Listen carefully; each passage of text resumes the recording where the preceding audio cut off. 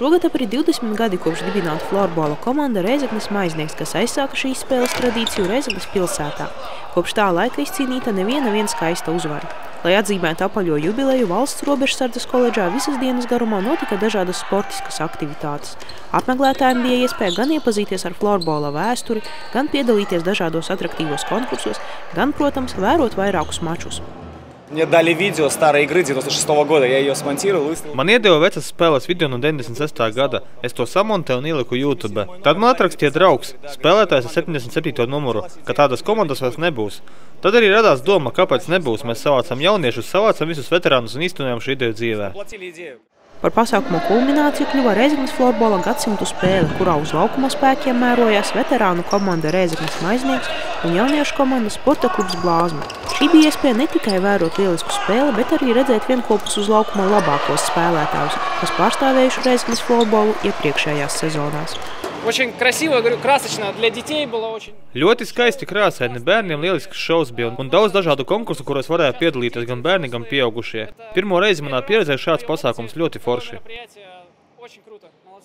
Есть люди, которые это все делали. Ir cilvēki, kas to visu dara un par to ir prieks. Kas tev pašam patīk florbolā? Emocijas, ātrums. Vienkārši labi cilvēki. Tas ir lieliski. Sports ir mūsu dzīve. Это здорово. Спорт – это наша жизнь. Abas komandas rādīja lielisku sniegumu, gūstot vairākus vārtus, un intriga par to, kurš iegūs kausu, saglabājās līdz pat spēles pēdējai minūtei.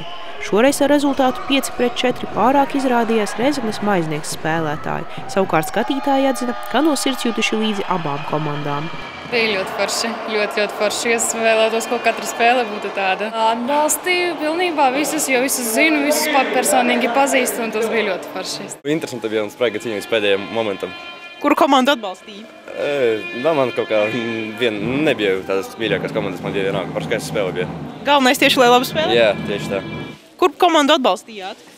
Abas. Īstenībā abas atbalstīju. Kāpēc tā?